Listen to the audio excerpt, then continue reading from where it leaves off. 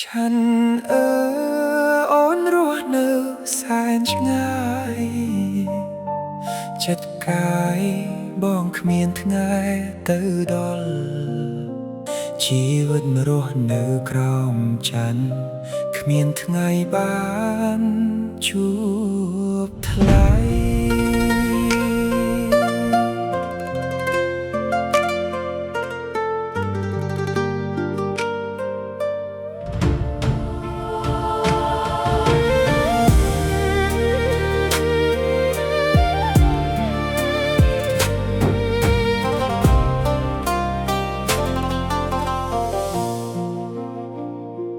ฉัน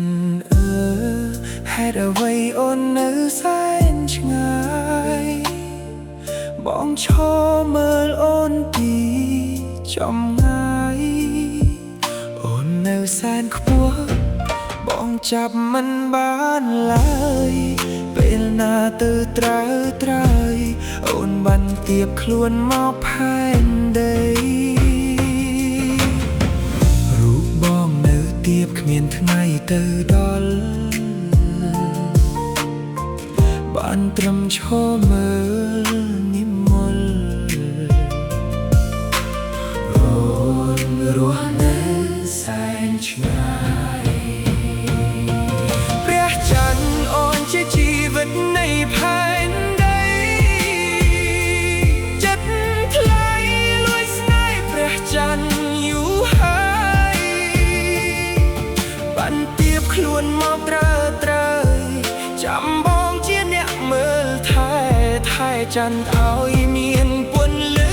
ស្រស់ស្អាតបងលួចស្នេហ៍អូនលួចមើលរូបស្ងួនរាល់រាត្រីអូនស្អាតអូនល្អប្របីអូនជាអ្វីដែលគ្រប់គ្នាប្រាថ្នា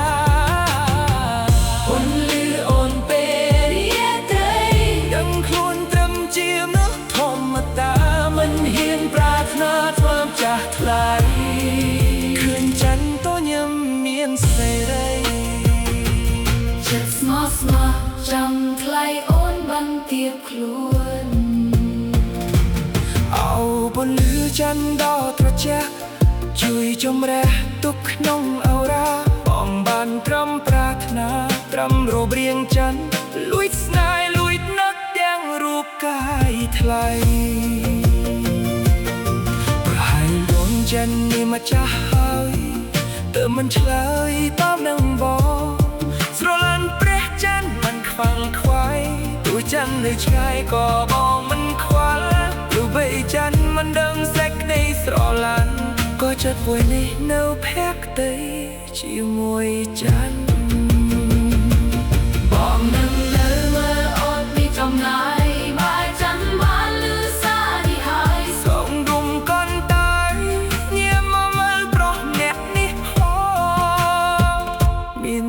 រងចាំ